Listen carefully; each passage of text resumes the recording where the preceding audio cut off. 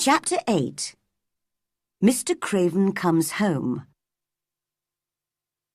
While the secret garden was returning to life, a man with high, crooked shoulders was wandering round the most beautiful places in Europe. For 10 years, he had lived this lonely life, his heart full of sadness and his head full of dark dreams. Everywhere he went, he carried his unhappiness with him, like a black cloud. Other travellers thought he was half mad, or a man who could not forget some terrible crime. His name was Archibald Craven. But one day, as he sat by a mountain stream, he actually looked at a flower, and for the first time in 10 years, he realized how beautiful something living could be. The valley seemed very quiet as he sat there, staring at the flower. He felt strangely calm. "What is happening to me?" he whispered.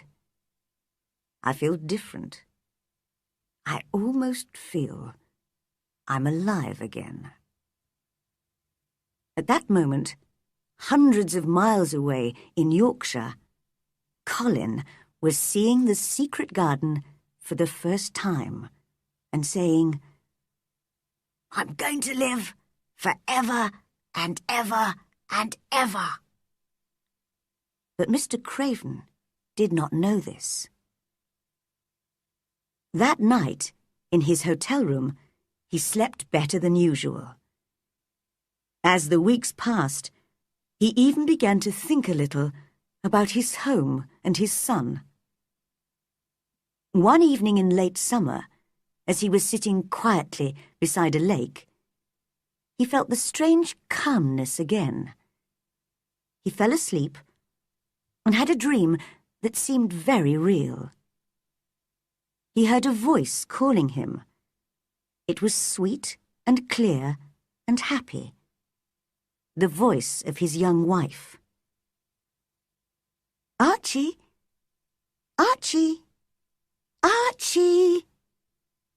"My dear." He jumped up. "Where are you?" "In the garden," called the beautiful voice. And then the dream ended. In the morning, when he woke, he remembered the dream. "She says she's in the garden," he thought, "but the door's locked and the key's buried." That morning, he received a letter from Susan Sowerby. In it, she asked him to come home, but she did not give a reason. Mr. Craven thought of his dream and decided to return to England immediately. On the long journey back to Yorkshire, he was thinking about Colin. "I wonder how he is. I wanted to forget him because he makes me think of his mother. He lived and she died. But perhaps I've been wrong. Susan Sowerby says I should go home.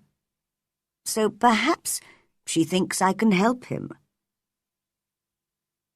When he arrived home, he found the housekeeper very confused about Colin's health.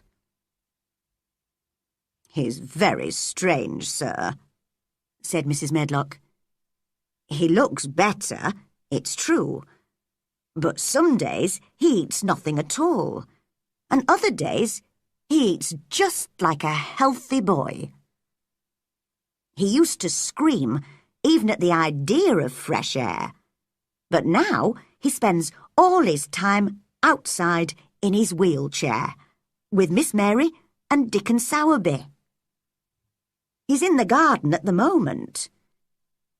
"In the garden?" repeated Mr. Craven.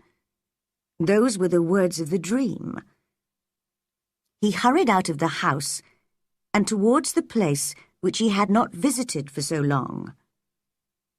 he found the door with the climbing plant over it and stood outside, listening for a moment. Surely I can hear voices inside the garden, he thought. Aren't there children whispering, laughing, running in there? Or am I going mad? And then the moment came when the children could not stay quiet.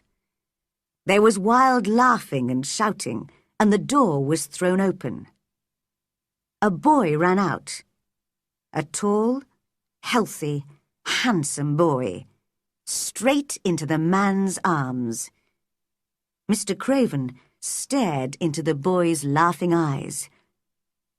Who? He cried. Colin had not planned to meet his father like this. But perhaps this was the best way, to come running out with his cousin and his friend. Father, he said, I'm Colin. You can't believe it. I can't believe it myself. It was the garden, and Mary and Dickon, and the magic that made me well. We've kept it a secret up to now. Aren't you happy, Father? I'm going to live forever and ever and ever.